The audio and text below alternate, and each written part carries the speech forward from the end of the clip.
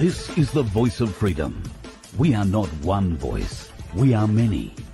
We are your voice. But we can only be effective if you use your voice. Your voice. This is the voice of freedom. We will not hide from the truth. We will ask the hard questions until we are sure we have the truth.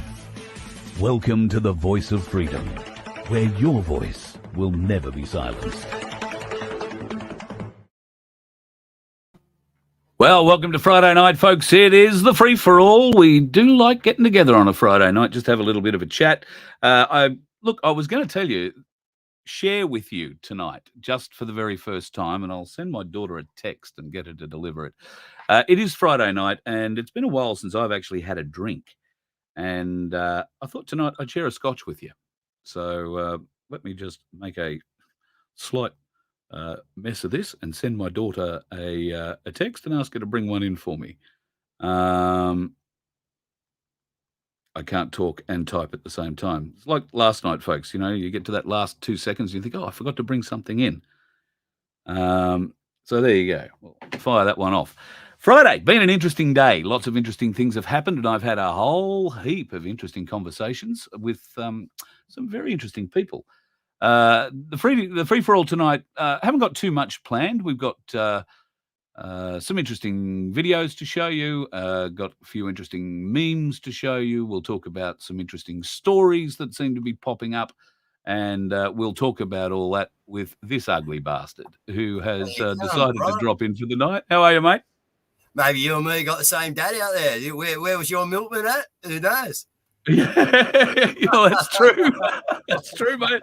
I am adopted after all. So, hey, Carl, I know this is not a true statement, folks, but anything's possible in this world that we're living in today, mate. It is just absolutely off its guts, mate. So, yeah.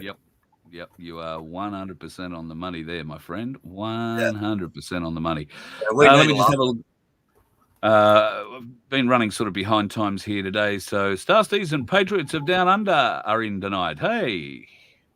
Cool. Roger that. Got your message. All good. I understand. I'll go and have a look in the email. That's all flash. A lot of people sending in photos of cloud, sky striping, I think we're going to call it. So I don't know about you, Guru. Have you seen much down your way? What's the weather been like down south? Actually, I was very surprised over the mountain the other day, which was Thursday. Yesterday we had, and I blew out. It was like some natural weather, Carl. We had the cold burst come through off the snowy mountains. It carried a little bit of sheety rain in it. You know what I mean? Those things you see up over the highlands there from where I live.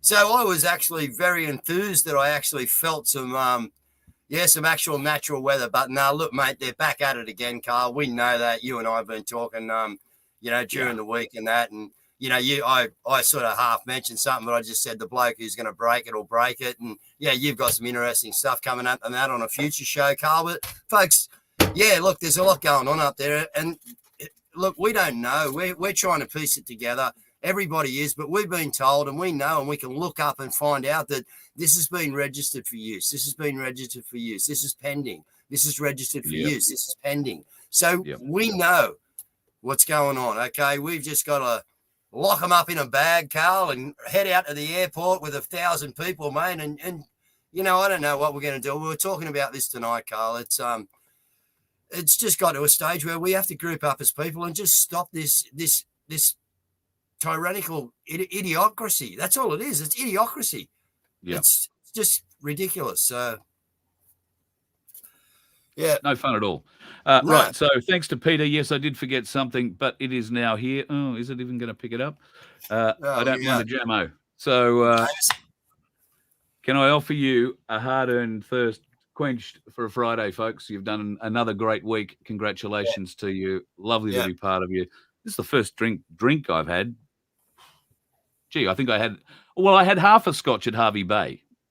Then everything went to shit. It wound up getting warm on the end of the bar while you did all the talking. That's how I remember that. Well.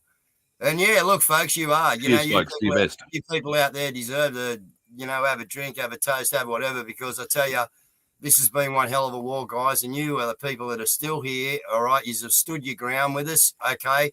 And yeah, me and Carl both, you know what I mean? We respect all you viewers because, as I've said 1,000 times at Canberra, and that me and Bosie, Mark, Mac, we can all have a stage. But guess what? If there's no one in front of a stage to talk to and to communicate with, there's no use us doing it. So you are the important people in this. We are just the influencers or voices, as we call it, you know, the voice of freedom. Here we are, okay? But you are the works of freedom, you people out there, okay? Yep, and we can't do it without you folks. We are two voices. You are a whole heap more, many voices. And what we're trying to do is bring those voices together and all be singing from the same hymn book at the same time, right when the chorus, which will have a rope in it somewhere, and it'll have a real swinging beat. I'm going to promise you that. Okay. Hey, I've got a couple of little interesting things here that I would like to talk about and share this evening. So I guess let's start with the cloud seeding or the sky striping, as I tried to do there before. Now, Guru, you and I have been speaking extensively off the air and on the air in various programs, trying to ask what's going on. I've come across a couple of guys who are absolutely pedantic airplane trackers, and they have all the details of all these aircraft all over the place, and they raise some very good points when they present their images. Now, I haven't got any of those images loaded up tonight because I received an email 3 minutes before we went to air tonight from a gentleman who puts forward, after the last 2 years of doing what these fellas have been doing and doing some deep research into it, puts forward a very valid reason for a lot of these long-range, turning up, doing squiggles over an area and flying home again kind of flights. And he knows this because he contacted one of the companies. They were very surprised, very shocked, but they did give truthful answers. The fact is, they are flying, taking aerial photographs. They're doing it for Google Maps. So there are a number of small to medium-sized airlines in this country that have Google Maps contracts. So that's why you will see aircraft fly from Albury to Townsville, fly over Townsville, do a mapping track, because that's what when we see those straight lines going back over areas, that's called a mapping track. And that is exactly what they're doing. They're taking images, pictures. It's aerial photography to be used, I would suspect, in Google Earth. Now, this is something that I can agree with wholeheartedly. And I will go and check, but it's fallen on me. Yeah, I would think that's very highly possible, highly plausible. We would know because of the kind of equipment that they've got on the aircraft, and I'm sure if we ask the question, the ones that are based here or near me or near you would be happy to show it. However, this gentleman also points out that he's been doing this for 2 years and he has a shitload of data on these kinds of flights, far more than any normal geographic mapping, surveying kind of job would entail. So there is still a question mark. There is a lot of things flying around in the air, doing a lot of things. We're no closer to finding out exactly what those things are, and I think it's about time we sort of took stock, calmed down a little bit, started some clear thinking, and a little bit of analysis. Really, I don't know that there's much point in pushing either side of the argument any further until somebody gets a look inside one of those aircraft. And the only way that you're ever going to be able to do that is to get airside. And the only way we're going to know that they're spraying something is if you look in the window and see that there are tanks instead of seats in the back of the aircraft. But if there are seats and boxes of electronic gear, then you are looking at a mapping aircraft or a data logging aircraft. So very valid points, and I think people who are getting very excited about, particularly when you see an aircraft fly a long distance to fly a certain and a very defined, tight pattern over a small town, over a medium-sized town, or over a large city. In some cases, can't say all cases, but in some cases, we suspect that is Google Maps. It seems pretty fair and reasonable. What do you think? Yeah, okay. So would that be part of there's something sinister in it. There's got to be. There's always something sinister. So would it be part of their Google Maps thing for the smart cities? Are these places that are getting heavily surveyed, are they on the smart cities network or layout as we know it? That'd be certainly one thing. Townsville. Yeah. Yep. The map that I saw earlier, or the flight that occurred day before yesterday in Townsville is very definitely all over Townsville City. Townsville area. So there's number one thing that I'd look at. I'd try and look at if we could overlay all them and find out that it ran down the east coast and it was actually in the line of where they want their high-speed rail and their... Yeah, I think you'll find Toowoomba have signed up to the Smart City project. Newcastle, Wollongong. I want to say Rockhampton for some reason is signed up to. Cheryl, you watching, Cheryl? If you're watching, let us know, Cheryl, if Rocky's signed up. So yeah, I think worth considering. Now that's number one. Number two is, I got no doubt that Google has to do that. We see their cars driving around the street, so they've got to get their their other views from somewhere, Carl. Yep, that's cool. But also, I know that they do have some planes out there, and they can do. And I think, this would happen here in Australia, but a lot in America, and they do, which is surveillance jobs. So they can actually take or put into your computer what they want to do. Okay, or they can program to pick up all the phone calls in one area. They can program to pick up all the emails in one area. Okay, so we do have this high tech stuff where they're surveilling on us, folks. Okay, it's all part of the Five Eyes program. Okay, and believe me, it happens too. So look, there's a lot of different aspects to this. We can't say everything up there is crooked. Okay, but we know that there's things up there that are crooked. All right, and they're the ones we need to isolate, find, and maneuver on, I think, Carl. So this could be a good thing to do. We need people to help us do this. Yeah, that's right. We can't be everywhere. That's why, as I said last night, we need you to be the eyes and ears, so that we know what's going on. And clearly, by the flood of emails, I mean, I don't know, last time I looked, there was 354 emails in there today from folks who've been sending pictures in from all over the country. So thank you very much, folks. And I've got to move house. Just spoiled my whole day. No, something else did that. But I started off with a great day, and then wound up having to do stuff that I just didn't have time to do, but had to do it anyway. So slow, mate. Which leads me to the next point. I had a magnificent lunch today with a couple here on the Sunshine Coast who've turned into magnificent friends. They got behind me when I stood for A1 or tried to nominate for A1 at the federal election. They've decided that they want to get together and put a show on here on the Sunshine Coast, and they asked whether or not I'd be happy for them to do that. And I said, I'm absolutely happy for you to do that. Let's go and have lunch and talk about it. So we had a lovely lunch today, and I can tell you, bloody lovely lunch at the Waterfront Tavern in Diddillaba here on the Sunshine Coast. And they have a room. Now, the room is not huge. We could probably get about 150 people in there, but they are very happy to let us have the room, provided a few people want to book in for dinner first. So that seems quite fair, as it is a small room, and 150 really will cap it out. I have been asked by a lot of people to do something on the Sunshine Coast, so this room may not be big enough.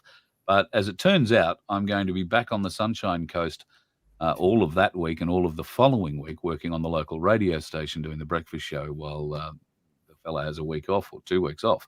So we could do another show the following week on the 28th. At the moment, the first show is going to be the 21st of September at the Waterfront Tavern in Diddillaba. So that's on David Low Way for folks who are on the Sunshine Coast. It's about 30 minutes from Noosa. It's about 30 minutes from Caloundra.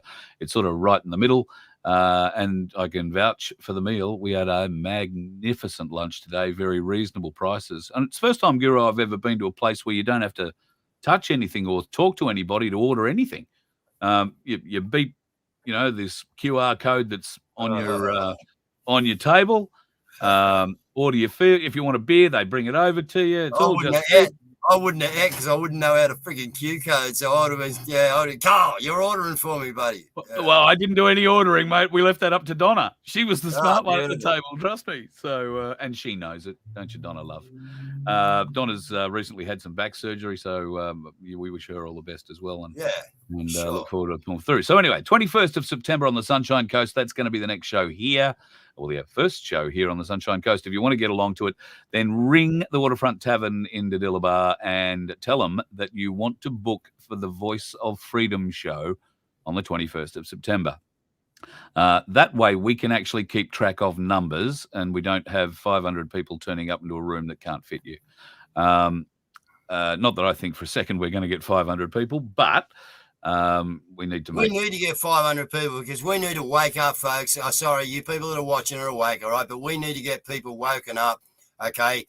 And seriously, we need to be putting a foot forward, guys. We got to get on the offensive. All right, we've been on the defensive for nearly 3 years now, and we need to get on the offensive and start walking up to these corporations that are legally screwing our frigging lives, okay? I'm still on the rant, Carl, okay? And we got to get together and stand up to them, guys. We got to pick a fight, all right? Get a group of people and pick a fight you know you can win, all right, and take them on because these guys have no authority, no power, and they are destroying our lives. We are winning the war.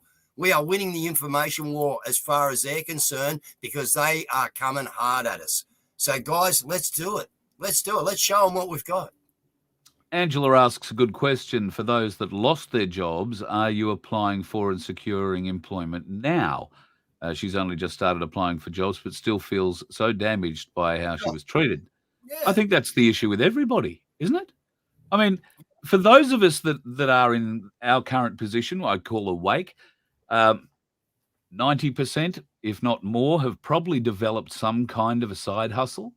They've had to live under such constraints for such a long period of time that because humans, decent humans, are resilient and creative people, have come up with ways to, okay, it might mean a few less bucks in the house every month, but we'll do this, we'll do that, we'll do something else. People have made do, they've changed the way they do things, and they've changed their lives to accommodate the restrictions that have been put on, and frankly, have figured out they can live a pretty reasonable life just the way they're doing it. Thank you very much. They don't need to go back to that boss that they didn't really like, who never showed them respect or very little of it. They're not the kind of person who can go to that boss every 12 months or every 2 years or every 10 years and say, can I have a pay rise? Because, everything else has gone up and nothing here has. These are the people who have figured out, I don't have to go back to that kind of job. I don't need to go back to a shitty waitressing job where some fat slob of a man who's having a bad day starts abusing me because, there's not enough froth on the top of his coffee. Why would you put yourself through that? You wouldn't. I think, rightly or wrongly, I think that's probably where OnlyFans has managed to pick up a lot of new exhibitors, I guess is the way you describe them. Members, but yeah, people have figured out a side hustle. So so for folks in the chat, did you lose your job to the juicy dart? Thank you, Mason. The juicy dart, as Fitz termed it. Did you lose your job to that because you refused to accept it? And have you decided not to reapply for your job or not to apply for any job? Did they treat you badly? Did they hunt you out of your job? And you think, well, hang on, I've got everything I want now. The wife's happy. I'm happy. We're both doing a few hours a week doing what we love. We've got more time to spend with the kids. We've got our little side hustle, be that making something, baking something, creating something, because that's what, we do, folks. We are creative thinkers. That's why we didn't get taken in by the juicy dart. we've always had an eye open to reality because we live in it and we've lived a hard life in it. So at any rate, that's just me ranting on a little bit. I'd like to think that we can get a few people turn up on the Sunshine Coast too. So if you'd like to come along for a meeting and a show, we'll see what we can arrange on the 21st of September on the Sunshine Coast at the water. What did I call it? Not the Watermark, because that's a thing on the Gold Coast. Waterfront Tavern. Yeah. God, sorry. I drive past it 5 times a day. Waterfront Tavern. And all these things that are on, folks, get involved in them. Okay, because what they're doing is they're creating public awareness. People are going, oh, what's going on in there? We saw it up at Harvey Bay, Carl? People coming in from over the pub, as the night was sort of getting longer. And and it was good. We got normies to have a listen to us, and that's what we need, folks. So it does create awareness when you get a group of people out there in the community at a place getting together. People want to know what's going on. Everyone's inquisitive, so just being there makes a difference. Andrew, I think you'll find in regards to your question that most of these flights that we're referring to do just that. They fly a cardinal path. So I guess that could be the identification point for the ones we're not too sure of. Like the ones that wind up doing big circles while they're doing crisscrosses and all that. They sort of wind up doing loops over the top and that doesn't seem like a mapping run to me, but that's that'd be my take on that. They do need to fly cardinal if they're doing like Google Earth mapping. Absolutely. Jindalee likes flying over Shepparton. So did I. The last time I stopped in Shepparton, they robbed the house I was in. So it's always good to fly over Shepparton. Mind you, I'm going back a few years. That was like 1989. So it's been a few years since I've lived in Shep. But yeah, I've one of those blokes, Guru, who's lived all over the place. Just trying to have a bit of a glance through some questions here. Pilot's parents are back from Harvey Bay. Hi, guys. Lovely to see you. Chew's back in the building tonight. Thank you, Chew. Yes. Now, Chew, has I correctly identified the bill going through? Well, it has gone through, Chew. It's called the Intercept and Disrupt Bill. Identify, isn't it? Identify, intercept, and disrupt. Guru's the man to speak about that. Yeah, we know about it very well. We can give you first-hand information on it if you want it. We deal with it every day. Folks, they're using it. Believe me, they are using it against us, all right? And they are using everything they got. Why? Because we're winning. So let's step up the pace, folks. Let's go for it. We're on the front foot. So Mama San has asked, don't they use satellites for Google Earth? Well, that would depend on which version of the Earth you think you're on, whether or not satellites really exist.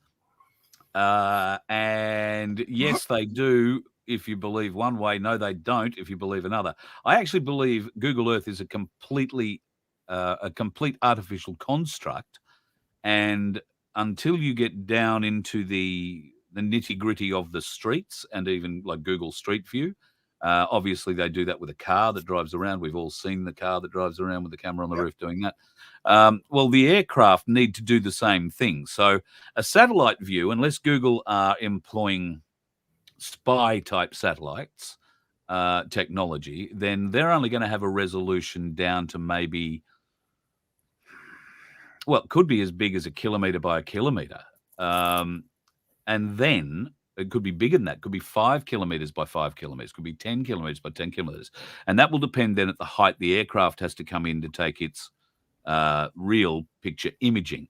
And when you zoom in from space, if you like, on Google Earth, you will see that there is not a glitch, but the screen changes as the real images of the Earth take place, the images that would have been taken from an aircraft.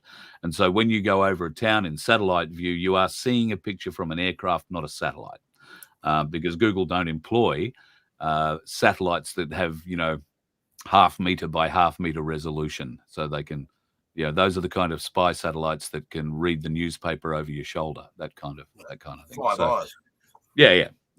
Well, Five Eyes is dead now, so there's only 3 eyes, and we're wondering about one of those still. So, okay, fair point. But they're still out there doing their crap, and they're still using what they got from it. Yeah, Uh, they're a collection. yeah, I think there's some interesting things happening in Canada at the moment. You're right. And We had a bit on the show. yeah, there seems to be a lot more exposing going on of that stupid little tart over there too. What's his name? Trudeau. Trudeau.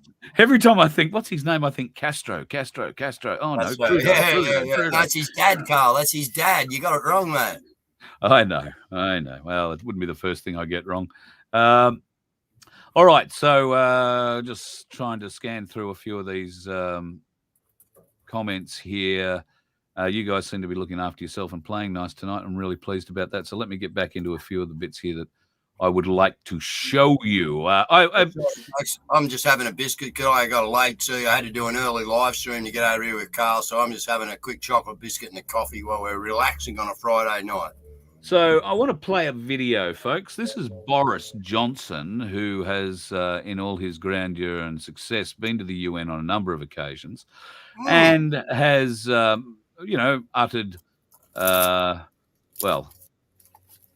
bullshit, basically, I think is the best of what I could probably brand him as. Yep. Somebody had the forethought to put it all together into a video. Now, while it does essentially look like all this was taken from the same speech, it does not look like it was all said sequentially. It looks like this has been selectively edited and put together. But there is no doubting what he has said here. So while you swallow your biscuit, let's just have a little watch of this. It goes a couple of minutes. So have a watch of this, folks. I invite him to address the General Assembly. Thank you. Mr. President, Your Excellencies, ladies and gentlemen, faithful late-night audience, no one can ignore a gathering force that is reshaping the future of every member of this assembly. There has been nothing like it in history. In the digital age, you may keep your secrets from your friends, from your parents, your children, your doctor, even your personal trainer. But it takes real effort to conceal your thoughts from Google. And if that is true today, in future, there may be nowhere to hide. Smart cities will pullulate with sensors, all joined together by the Internet of Things. But this technology could also be used to keep every citizen under round-the-clock surveillance. A future Alexa will pretend to take orders, but this Alexa will be watching you, clucking her tongue and stamping her foot. In future, voice connectivity will be in every room and almost every object. Your mattress will monitor your nightmares. Your fridge will beep for more cheese. Your front door will sweep wide the moment you approach like some silent butler. Your smart meter will go hustling of its own accord for the cheapest electricity, and every one of them minutely transcribing your every habit in tiny electronic shorthand, stored not in their chips or in their innards, nowhere you can find it, but in some great cloud of data that lowers ever more oppressively over the human race. A giant, dark thundercloud waiting to burst, and we have no control over how or when the precipitation will take place. And every day that we tap on our phones or work on our iPads, as I see some of you are doing now, we not only leave our indelible spoor in the ether, but we are ourselves becoming a resource, click by click, tap by tap. Should the machines, and only the machines, decide whether or not we are eligible for a mortgage or insurance, or what surgery or medicines we should receive? Are we doomed to a cold and heartless future in which computer says yes or computer says no, with the grim finality of an emperor in the arena? How do you plead with an algorithm? How do you get it to see extenuating circumstances? And how do we know that the machines have not been insidiously programmed to fool us or even to cheat us? Will nanotechnology help us to beat disease, or will it leave tiny robots to replicate in the crevices of our souls? It is a trope, revolutionizing medicine by designing robots a fraction of the size of a red blood cell, capable of swimming through our bodies. At stake is whether we bequeath an Orwellian world designed for censorship and repression and control, how we design the emerging technologies behind these breakthroughs, and what values inform their design will shape the future of humanity. And that is my point to you tonight, my friends. Excellencies, ladies and gentlemen, thank you very much for your kind attention. I thank the Prime Minister of... Well, how's that piece of shit, hey? Was that just that was just crazy. He spoke so much truth there with a load of hogwash, you know what I mean? But what he was saying, he was putting out exactly. Someone's cut that in, Carl, or I don't know. That was just like crazy, yeah. But this is what these people are. They're absolute idiots, all right? They're given a narrative and they just preach it. You know what I mean? And speak it. But yeah, Boris, look, all of them. Yeah. He was boasting about it. I mean, he was saying it in what I would say was a boastful manner, or do you think I'm being a bit soft there? No. He was. Look, if that was a real, if he's done that and that's real and that's not cut, photoshopped or whatever, which all the visuals look the same, and it seemed to fit pretty well, mouth to piece and everything else. So I don't know, but yeah, it's just in our face, Carl. They are so in our face now. So you're probably correct. Oh yeah, they are just like spitting in our face. Yeah, absolutely disgusting. Absolutely disgusting. All right, listen, I want to move on to. Oh, Kazzie's in the shop. Look out, the super producer. Hello, Kaz. How are you doing? Yeah, good, thank you. How are you? Oh, you're a bit quiet. Where's your microphone? Have you hidden it somewhere special and dark? I'll turn it up. No, I don't have a microphone. Let's go. Oh, there you go. How's that? Yeah, that's much better. How's your week been? Yeah, good. Really busy though. But yeah, just on Boris, they're going for broke. It's a race to the finish line between them and us. And you can see what they're up to. They're not hiding anything. Now, for years, us conspiracy theorists have been waiting because when they uncloak, they'd have to uncloak at some stage when they rolled out the big plan. And now they're actually uncloaking. So now they're actually exposed. This is when they're actually the most vulnerable. That's why they're going for broke. That's why they've got their pedal to the metal. Yeah. And they are certainly working it, aren't they? Oh, yeah. Working it big time. I know that you guys are familiar with Michelle Lee. Michelle is currently, I think, on about day 16 of her row across the Pacific Ocean, and she has been posting quite regularly on her Facebook page. And there was something today. I just thought I might read it because we are all facing challenges at the moment. But Michelle is out there rowing across the Pacific alone, unassisted. What a woman. Yeah, what a woman. So this report from her came in this morning at about 10 to 6. So let me read this to you. Things are changing a little more in my favour. Currents that were against me are a little less so now. I now have an ability to row at a higher angle. Previously, I was struggling to pull 100 degrees, and I'm actually doing 220 degrees today. I need to go southwest, and I've been battling with easterlies. I've been rowing in a particular direction thanks to advice from my professional weather router, who will give me a waypoint. A waypoint is just an aim point to get to each day, a direction more than anything. Sometimes we can achieve this and other days we can't achieve it because of the winds and the current, but at least it gives me something to aim for. So there is a plan, even though I may drift this way and that. I have goals and I'm striving for them thanks to my professional router who gives me the goal. There has been constant challenges of currents and waves and winds, but things are turning more in her favour now. The more west she goes, and the more west I get in my row south, I will end up in the conditions that are more favourable having to go through. By 7:30 every night, she's put the boat away and bunkered down. She can't even consider rowing in the conditions at night at the moment. The conditions are such that the sea state is variable and so messy and sloppy that you need to be able to see where you're putting your oar. The force of the water against her rib, where the oar would finish if she got something wrong, would easily break her rib, and obviously that's not going to be good on a solo attempt across the Pacific Ocean. You need to concentrate and focus where the oar goes in, she says. It's not flat.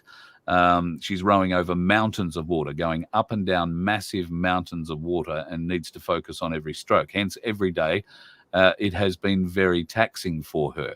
So I thought, because she's been pretty flash, we would show this little video of her too, which she also uploaded a little later on this afternoon. Now, you appreciate she's using a satellite phone, and so it's exceptionally expensive. This is only 16 seconds long, but here's Michelle on the Pacific. Thanks, guys. I spoke to Ricardo and Rhiannon today from A1. I've been trying to ring Richard from the Keys, and tonight I'll ring Janine from Silver. Oral work. They're the guys that help make this happen, and my family. I can't forget my family. And another. Wow. So what a woman. Just amazing. Can't believe the strength that she has. Absolutely amazing. So that's a good story. I wanted to share that. Oh, yeah. Hang on a minute. I'm getting a bit excited. That was her heading out. So, yeah, just an amazing woman, and I fear for her every day. But, God, the strength of her, absolutely amazing. So that was a good story that I wanted to bring today. I actually have another little good story, but we'll get to that soon. There are a few little memes. I thought I'd try and give us a laugh because, well, it's been one of those weeks, hasn't it, really? So I thought I'd share a meme with us. Why is talking sexually in the workplace considered sexual harassment to adults, but talking about sexuality to children at school is considered essential? Well, could we have any lefty out there answer that question for us? I don't know. Yeah, don't know about that one. What about this? That special moment when you realise that COVID testers aren't quarantined after coming into contact with those who test positive. And they never mention a testing site as an exposure site, ever. That's something to think about. We've all seen that before. AFRA, now they've been in the news this week. You spoke to Dr. William Bay. We'll get to that in a minute. Now, AFRA are backpedaling, faking authority. It would appear their staff are reading things like the LIBOR Code, the Hague Conventions, the Geneva Conventions, an act to constitute the Commonwealth of Australia, the AKJB, the Nuremberg Codes, the Declaration of Human Rights, the UN Charter, and many more ancestral foundational documents, all while defecating in their underwear. Well, beautiful. Yes, I think AFRA and a few other people have got some big things to come. Yep. And here we go. We've got a few of them in there tonight. Folks are so programmed, they'll debate you over things they have never researched. Isn't that something we come into contact with every day? Every day. Seriously. Absolutely every day. We get them on the show every night, Carl. We actually let one on the show the other night, had a guy come on who wanted to come on with the opposite angle, you know what I mean? And,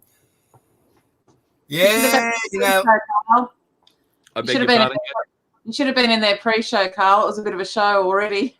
Yeah, I bet. But, I've sort of made a rule with them now, Carl, that if they can come on my show, I don't mind them coming on my show. What they need to do is they need to pick one of the topics that I've done over the last 3 years, prove to me where I was wrong, and then bring their facts onto my show to debate with me. And then I'll let them back on. That's a good idea. That's a good idea. You won't have too many coming on your show, obviously, because I don't have too many facts to back them up, but it's a good offer. It's a good offer. For my money. Sorry, Kat. Do you know what's really interesting? Tonight we went early, and so our trolls missed us. And it's kind of, they haven't clocked in yet? Is that what the situation is? They only clock in at a certain time? Yeah. You've got to ask these questions. It's like the long weekend I think it was in Melbourne. There were a heap of trolls. There were suddenly no trolls around. Like on the, like I noticed them particularly, no trolls at Twitter and a really lack of trolls at Facebook. And it's kind of like, Oh, isn't that interesting? So, where is that where our comments are actually coming from? Well, I know that one fella I've had an off-air argument with on Messenger is a bot. You're arguing with a computer, Carl. I mean, not recently. I've figured it out now. But yeah, I did have a half-hour argument with a bot once. Carl, I have something. Carl, I have something to let go of. Yeah. I done it too until Kaz told me that I was arguing with a bot. I didn't know. Yeah, must be something about age, mate. I don't know how that works, but anyway, yeah. All right, so let's have a look at the latest things that make you go, list. How big is 1%? In 1918, the Spanish flu killed 50 million. In 1918, the world population was 950 million or thereabouts. In 1918, 5.26% of the world's population died in that tragic event of the Spanish flu, which we know was now instigated by the same people playing around with the spicy flu. So in 2018, the seasonal flu killed 650,000 people. The total population of the world was 7.5 billion. That was 0.009% of the world population that died. It was a typical year. In 2020, the slutty flu came through, 488,729 dead and counting. 7.7 billion here in the world. That's 0.006 of the world's population has died. And the experts say the world is coming to an end. Shut all business down. Close the churches. Ruin the world's economy. So that's 1% of the world's population right now. That would be 77 million dead. Now, if 5.26 is a tragic event and 0.009 is no big deal, what the hell is going on? But why is it that these figures are available to us and the people watching online now will understand that? In the majority, there'll be some there who'll just say, somebody just made up a whole heap of bullshit figures. Well, we say the same thing about the figures you believe in, but we can prove differently. You try doing it your way. If you can prove your figures are straight, we're all ears. Absolutely. And if you're capable of that, then you probably won't want to fight me on this one either. Yeah. And then there's this one, because I know there's a few baffled doctors out there, really, really baffled doctors. And I'm sorry, I'm on a bit of a share phase here at the moment. God help me look out. Go for it. This, I think, is one of the best headlines I've come across all day. Man tests positive for the spicy flu, monkeypox, and HIV after coming home from a holiday. Wow. In Spain. He'd been fully jabbed up before going on his holiday to Spain. He had sex with a man while he was away and has come home to the spicy flu, positive spicy flu, monkeypox, and HIV. And they're still trying to say that is because of his behavior. Yeah, he had sex with somebody. Yeah, that's and a male. This is what they do, folks. It worked before, though. Manipulation at its best. So we know what's in the jab. It's worked before, though, with the HIV thing. That's why they're going with it. Yeah. So that's and we know that HIV is in the juicy dart. We know it's in it. So, there's no point going and claiming on that. The other big news today that I found, and I haven't, but I suppose I could go to the website and see if they've got a news story up on it. Have you seen today how long COVID is back in the news? Long COVID is now responsible for 31,000 people in the last month not turning up to work, or might have been 31,000 people in the last week not turning up to work. Overall, there is a huge portion of the population that is out sick, calling in sick every day. But long COVID is the thing. If you want to avoid long COVID, avoid the spicy flu. And to avoid the spicy flu, get the juicy dart. That's the way you avoid all that. Can I make it sound any more stupid for you? Carl, you've nearly convinced me to go and get a jab, mate. You put it that well. Yeah, but you think the juicy dart is juicy fruit, don't you? So,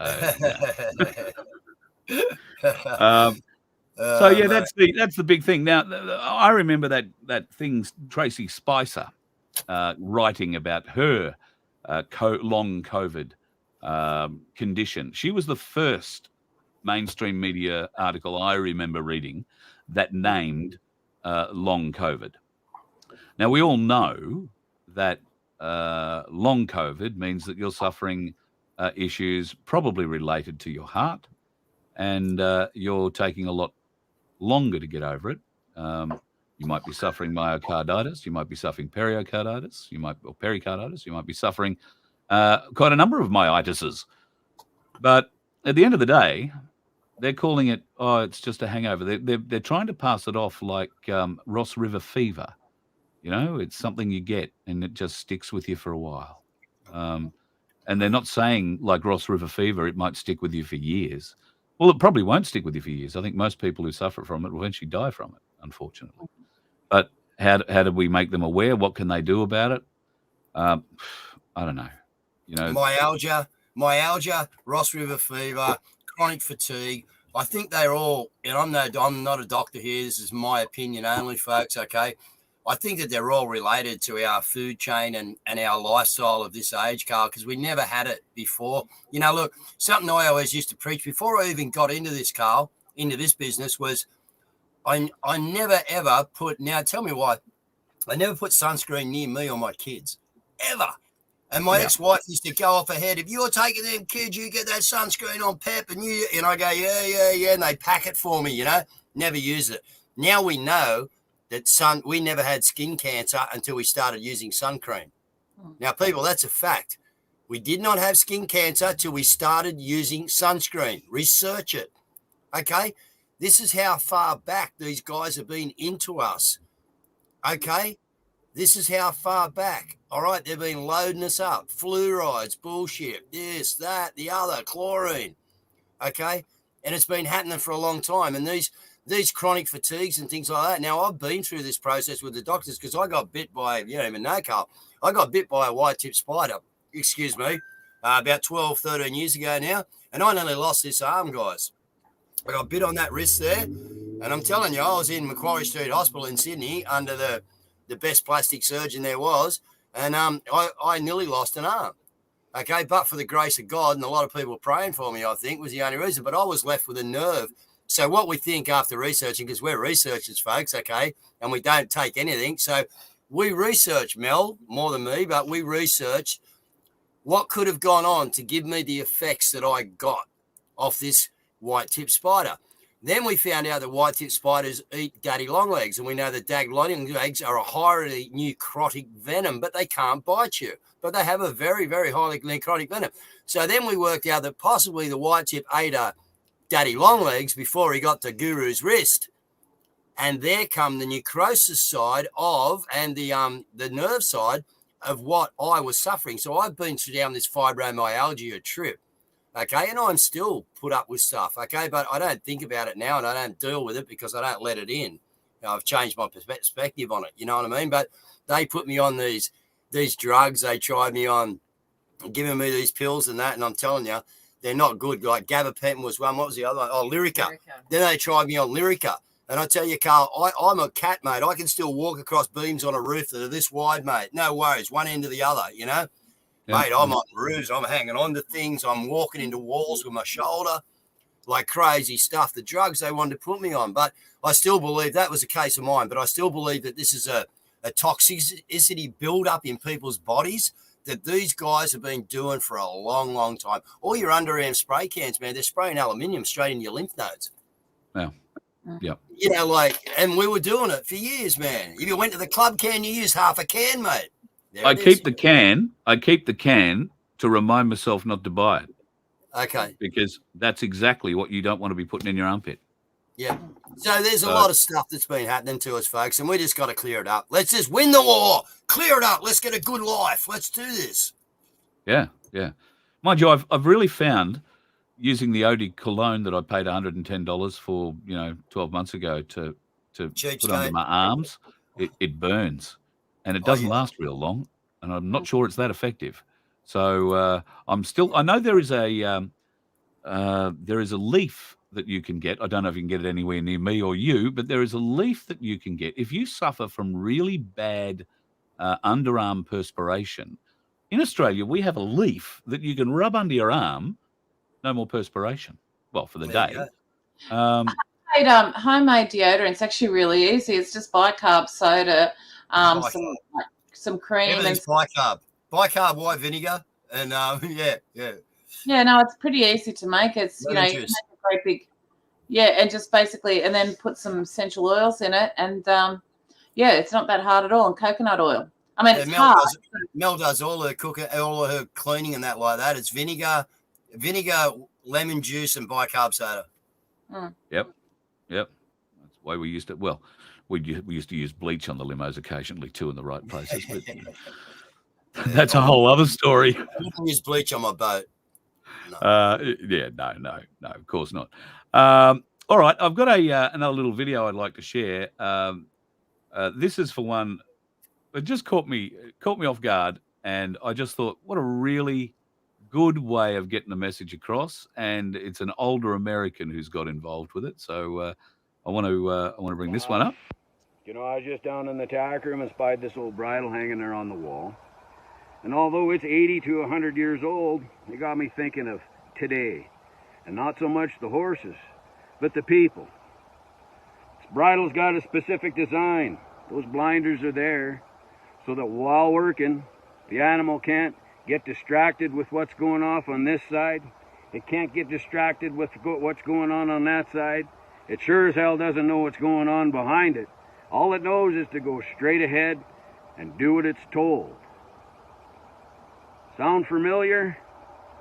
Well, folks, it's about time that everybody stopped and took their fucking blinders off and best look behind you, because the World Economic Forum just came up torch in hand and lit your fucking wagon on fire. Everything that you know, your entire way of life, is under direct assault from them sons of bitches right now. Your sovereignty in the nation that you live, your financial stability, your food source, your energy source, your transportation, and your freedom as a human being are all under direct attack by Klaus Schwab and the World Economic Forum. It is Mr. Schwab's intention in his fourth industrial revolution to integrate your biological self with your digital self, to remove God from the equation, the miracle of life. These fuckers are serious, people. They're playing for keeps. This isn't a joke. So it is time. Take your blinders off. Look around you. Realize what's going on. There's some serious shit coming up behind you. Once you see what's going on and you arm yourself with facts, start telling people. This is where we have to sway the mass of consciousness. We have to make people aware. Information is invaluable right now. That's your ammunition. You are a warrior. Use your accurate information and truth. Spread it. Get in the fight. I love each and every one of you. What a marvelous man. Yeah, I've actually seen that clip, Carl. Very inspiring, mate. And that clip actually sent me off on a couple of rants, you know what I mean? Because he's right. They are so far up our ass, mate, that, you know, you got no idea. The people on this channel know. All right, but we've got to try and wake up these people. The weekend's coming, folks. Like I said on my show, get out in your coffee shop lines. Start a loud conversation. Talk to your friends, okay, that are awake like you, and start the conversations in the lines, okay? Get people thinking, all right? And the political aspect, the atmosphere at the moment is an easy starter. You know, no one's happy, folks. Nobody's happy. Now, I did want to share, I forgot to share one thing when we were talking about Michelle. So give me just 1 second here to bring it up. If you'd like to know where Michelle actually is, that's how far she's rode already from Ensenada in Mexico. Look how far south she's been pushed already, man. Yeah, and the reason that she's been pushed that far south is because of the winds. So you can see that she's getting some pretty fierce, northerlies coming at the moment, but she's about to be swept into this channel, which will start pushing her along in the right direction, or at least the wind direction's going the right way. And it looks like the currents are going to go the right way for her too. See, where she is now, Carl, she's right in the middle of, like she said, but that's crazy seas because the winds and the coming, like we got to look on the swell as well. But I can tell by the way the winds are here and dissipating in that point where she is now, she's in really turbulent seas there, really turbulent. Yeah. But when she comes through there and, as you say, picks up that current flow, it'll be a different thing. But look how far south she is, guys. You know, and I was going to relate to this, Carl. We're all doing our own Pacific crossing, folks. When I was listening to Carl read out what Michelle said, we are all in this thing together. We are doing the same as Michelle. She's a more heroic person than us doing what she's doing, but we're all doing our Pacific cross, all right, our challenge. Okay, and it's hard, and we got to put our foot in the right place each time, like she puts a paddle in the right place each time.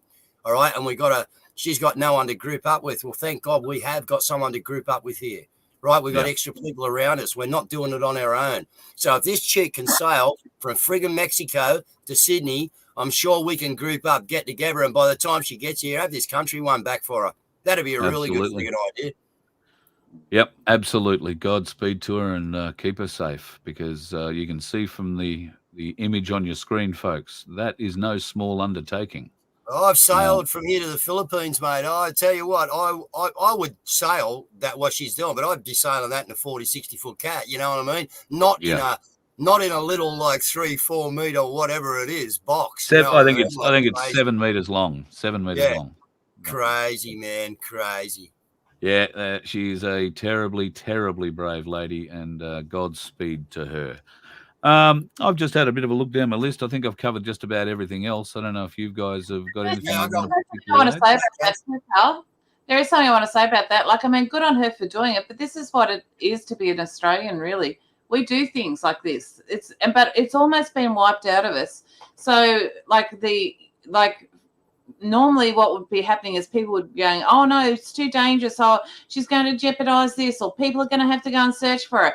And so all of these nanny picking, but that's what it is to be Australian. We do things because it's there to be done. You know, it's exactly right. We go and we climb mountains, we go and we snowboard things that can't be done because that's who we are. And I think that we've forgotten that, you know. No, because folks do go. Okay, Carl, sorry. No, I'm just going to say we do impossible things, like Cass was saying. And my great example is Daniel Ricciardo was able to get McLaren a win in that shitbox of a car they gave him. But that's just my point. And picked up $37 million for dumping his contract and going to another driver, Carl. How's it good that? I hadn't heard that. I hadn't heard what the actual figure was. So 37, man, 37. Yeah, well. So let's get right off topic and talk Formula One for a second. That now leaves him open to accept a drive at Alpine, not Haas, but Alpine, and have Alpine pay him $1. Because the way that Formula One contracts work is that if he was to walk straight into another contract at Alpine for $30 million, he'd have to give $30 million back to McLaren. Yeah. All right. So, but he can choose not to take a wage off Alpine or any other team and just race for them because he's essentially already been paid. And they've said he's a free agent, so he can go and sign up with whoever. So if you look at it like that, Haas get a very good driver for nothing for 12 months. And in that 12 months, if Daniel can turn that Haas car around and put it up closer up the pointy end, then who knows? Lewis could be gone in the not too distant future. And we might be able to help him, folks, because what I was going to roll into is I'm going to have a bit of a plug here for myself, Carl, where this is a bit of a funny thing, but we might just give it a go. All right. So 2 nights ago, we had a show. You're going to have to go and watch my show. I'm just going to put out one thing, the Guru coin. That's it. We have a troll that suggested it. So we might the Guru coin. Yeah, Carl. We're thinking. Any publicity is good publicity, Carl. Whether we look like idiots or not, people are talking. Have you got a temporary design you're going to share with us? You know, something you've mocked up. We're looking into cryptocurrency that we can trade amongst ourselves. Oh, that'll be great. We'll all be wealthy amongst ourselves. Yeah, Tom Rogers come up with it. He said, why don't we get the Guru coin? So we thought, all right, well, let's does anyone out there know how to float a coin? This is probably a good idea here. He's a good man, isn't he? That Tom Oh, Rogers. Tom, he's a classic. I yeah, wish he could do apparently as there's good in the He's election, but anyway. hopeless at elections, but hey, you know, he's a good. Hey, Ah, speaking of elections now, I haven't caught up on the news today fully, but apparently at the Freedom Summit last night, I heard that Malcolm Roberts was there, and I think that he suggested that there was large election rigging going on in this country. So I do have to follow up on that. So forgive me if I've got that one wrong, but I'll be checking out. Did that mean they needed a lot of ropes to hold up the signs for the election or something, that rigging word? Why don't you just use fraudulent? Yeah, well... the inquiry into the election has started, folks. It started on August the 11th and finishes on October the 7th. So if all of those complaints that you made to the AEC need to be remade now via the government website to the commission overlooking electoral issues, particularly those faced in the last federal election. So if you've made a complaint to the AEC, I'm just scanning now to try and find the link. I'm not sure if I got it in the email. Really important. And it's really important too. Like, I've already done mine, but the weapons that we've got in this war are not necessarily like we can't use physical weaponry, but our weapons are our pens. Get out your pen. Right. These will make a difference. You know, they have a huge impact on things like inquiries. That's right. But if you don't bother telling them, they'll quite happily not bother asking you. That's again. Right. They've made it pretty bloody quiet anyway. Exactly. And let's face it, we all have significant doubts that the people elected out of that election are going to find any misdeed in that election, because it will change the outcome of the bloody election in great likelihood. So, but that doesn't mean we shouldn't be complaining to the AEC. And when you complain, I beg your pardon, not to the AEC, but to the government inquiry.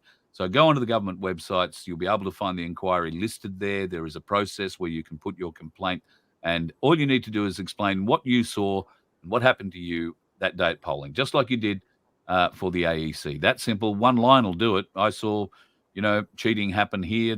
I saw somebody marking ballots that should have been counted as not countable for wrong reasons, all that sort of stuff. Everything that you saw there, write down in a line. It's all it needs to be. This inquiry needs to be flooded, almost to the point of, drowning them in the mail. A bit like what happened with Simeon and the postcards, I think. The government needs to be, or this inquiry needs to be flooded with complaints from the people. So get onto it, folks. Go and check out the government website. And fill out your complaint. Do it now. Do it tomorrow morning. Make sure you do it. But do it before October the 7th, because after that, they're not going to give two hoots what you think. They've probably got a corrupt website, Carl, and half it doesn't even get there anyway. It probably just flicks off to this folder and disappears into thin air. We should be writing with our pens, like Kaz has said. But anyway. Yep, I agree. Yep, that's all got to stop. Now, Kaz, I don't know whether it's happened in New South Wales. I haven't heard any further news other than there is a petition going around in Queensland at the moment, which I think I can actually share with you. Yeah. I think I can share with you. I'm not up to speed with the resistance that I was meant to be catching up with Cole. I've been meaning to call him, but I'm just so busy at the moment. I'll try and give him a call sometime soon, because I know that there is resistance building to it. The bottom line is what it is it is discrimination, medical discrimination, whichever way you look at it. So there will be resistance that is going to be mounted, and it's going to be challenged. But it's just that the courts are a long, slow process, and we know that. It's hard to focus. We do. Unfortunately, that is. That's all right. We're chipping away at them. Yeah, well, we are, slowly but surely. Let's just keep chipping. Right. So here is the latest petition going around in Queensland, folks. It's to stop the pay cut for unvaccinated teachers in Queensland. It's at change.org, and in fact, Cool. I will copy the link and drop it in the chat. If you are in Queensland and you support the idea of the unvaccinated teachers not having $20,000 docked from their wage because they stood up and stayed firm and didn't go and imbibe in the juicy dart. They came back when all of the education department said, oh, well, we'll have you back now. Thanks, Miles.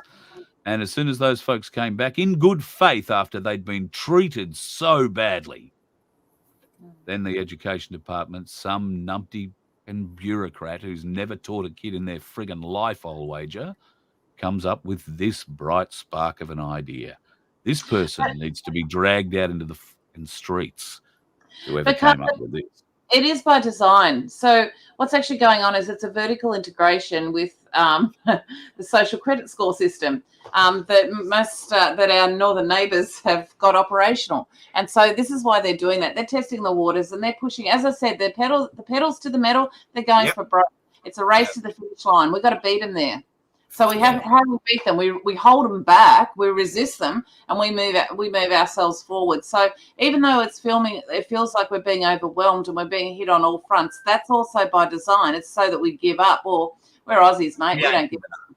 Yeah, that's exactly right. And look, they've got 1,009 signatures. So they need 1,500. There are 638 people that I can see watching the live show and just the rooms I'm monitoring at the moment. So if every one of you goes over to that petition right now, I put the link up. I'll put the link up here again right now. Sign that petition. Would probably help if you were in Queensland, but I don't know that it absolutely has to be. Sign that link and help out a mate. Yeah. You know what the problem is, Carl? These people have forgotten that bushrangers are our heroes and not politicians. Ain't that the truth? Ain't that the truth? Yeah. Do you think there'll ever be? Do you think that there'll ever be a Scotty and his mates? Movie down the track? And if there is, did you know that the first feature-length film was actually Ned Kelly, a Ned Kelly film made here? Yes, it was. Yeah. Yep. There you go. And while we might like to think so, Mick Jagger wasn't in the original. No. And we're all very pleased about that. We are. All right, guys. Just about out enough. I want to wrap it up today, folks, with a smile. So I'm going to play a little clip to play us out tonight. So we'll get into that. Kaz, thank you very much for coming in and joining us. We love that. Yeah, group hug. Isn't that wonderful? Both hands in. Well, that looks more like I'm squeezing certain parts of you. But no, at not any like rate, this, Carl, like this. It's been a long time since I've been anything close to hug, mate, so I've forgotten. You did. You got one 3 weeks ago when I met you at the airport, mate. That was a good I hug. beg your pardon. Yeah, let's clarify. Got a hug 3 weeks ago from Guru at the airport. I just want to clarify. All right? Yeah, all right. Have a great weekend, guys. Don't go and do anything I wouldn't do. That leaves you wide open to go and do a whole heap of wild shit. So good luck. Let's go. All right, and I'll talk to you soon. And folks, just want to leave you with this one clip today, which I found, and there has been so much shit news in the world. Well, I just want to give you a bit of a smile. It gave me a smile. It really melted my heart. Don't forget, 21st of September on the Sunshine Coast. If you want to come, the Waterfront Tavern in Diddillabah. You give them a call, book, tell them you want to be. You're coming to the Voice of Freedom gig. Maybe book a table for dinner. Come in and have dinner with us beforehand. We'll be eating from 5:30, and we'll open the doors to the room about 7 o'clock. Obviously, those folks who've booked a table and eat will get a seat before anybody else who just rolls up on the night. So to pay money, take your chances in that regard. But book a seat, come and have dinner with us, folks. We'd love to see you. And then we'll put the show on shortly after that. I do have a little bit of Ricardo news. I spoke with Rio today. Rhiannon, his wife. As you know, we're coming to Sydney. That's going to be happening in the second week of September. Now, I put in the request to catch up with him. I said, and I'll actually bring Guru back in because he's sitting there at the moment. Guru, I had this chat with Rhiannon today and said, look, I'm happy to catch up with Rick if he's happy to catch up with me. Happy to do that just one-on-one somewhere quiet. We don't have to do it with an audience. But I said, if he wants an audience, then let me know because I'm going to have to organise a room. We have had a few people in Sydney who've indicated the Panthers Club, the Rudy Hill RSL. These are all 1,000-seat rooms. Oh, Rudy Hill. Yeah, Rudy I don't Hill. believe. You'll love Rudy Hill and Mount Druitt, mate. So, well, no, mate. I did a show at Rudy Hill RSL many years ago. Love Country you, Rudy Music Hill. Awards. Love you. Yeah, hey, Country you Music got Awards. real lockers out there, mate. Don't you? Oh yeah. Yep, no, that's all good. But at any rate, we're looking for a room. And I said, well, I don't think I can fill a 1,000-seat room, but I think Rick might be able to. So if he wants to do that, let us know and we'll approach the Panthers or somewhere. We've got a few people in Sydney who've contacted me. Folks, contact me again, voiceoffreedomhq@gmail.com, and we'll hit it up. I'll find out for sure whether or not we can lock this away early next week, but then we're going to need a room. And if he does want to do this, then we'll make it a big night. So we got the contacts down here to do that, Carl. I've got plenty of people down here, mate. They're in the know. We'll be able to pull something if that's going to go, mate. But yeah, that's cool. Yeah. Roger that. Kev's out there at his bush survival school at the moment. They're watching. Thanks, Kev. Great, mate. Sorry I can't be there for the bashing of the steel this weekend, but I'm coming. Don't you worry. We will be coming back. Go Rodney Rood at the RS Hill. The RS Hill. Now throw the board at me. Still reckon that's one of the best jokes ever. Mate. Yeah. I haven't heard of Rodney in a little while. No. I've led an interesting life. I used to be Col Elliott's tour manager. Oh, really? Yeah, for about a year. I ran around on the road with Col. We've been mates for years. I was the first breakfast. I was the first breakfast radio announcer in the country to get him to come in and do breakfast with him whenever he came close to a town. And now he does it everywhere he goes. But So Col's an old mate, and that's why I was at the Rudy Hill RSL. He was comparing a country music awards. I was his road manager, but that night I was the stage manager for the whole show. So it turned out I'll tell you an interesting story about me and Gina Jeffries after that night. I'm sure she doesn't remember it, but it made a huge impression on me. At any rate, so that's the news on Ricardo Bosi. Very busy at the moment. The publishers are onto him because he's working very hard on his book, or the Law of War, and so there's a lot of work going on there. But yeah, hope to have him back real soon. And if we get to Sydney and he's able, he's under a great deal of time pressure. He may not be in Sydney at the time when I'm in Sydney. So anyway, we're going to try and figure it out. We'll know all about it next week. So be watching Monday night. Maybe I might have an answer for you then with what's going on. Guru, love your work. I'm going to stop talking and play the best clip you're going to see all week. Sure. All right? Give it to All right. Oh, sorry, mate. Love you, folks. Thank you very much for your support. You can go and check us out at VoFHQ. .com and the new website. It's still just a landing site, but the guy working on the website and I had a conversation half an hour before I got on air tonight. We should have something up in the next week or so that will at least be a beginning for us. Once again, thank you for your support. If you care to help us, there's a donate button there. That's about the only thing on the page that does work, but we're going to change that in the near future. Now, because we have so many shitty things going on in our world, I came across a video, I think it was last night or early this morning, that almost gave me a tear. Almost. If I wasn't the hard-hearted bastard that I really am, it probably would have had me bawling my eyes out. So I thought I wanted to share this with you because it just made me feel so good. And I hope it makes you feel really good too. Thank you again for all your support, folks. Have a great weekend. Be safe on the roads. And when you watch this video, well, I'm sure you'll know what you think of. Yeah. Hello. Hello. I never seen that face before. Hi. Are you emotional? You're gonna make me cry. Hi. You see her little chin. Hi. Yeah, are you gonna be emotional like your mama? Yeah. You're so sweet. Yeah. Yeah. Yeah. I love you. I love you. Oh.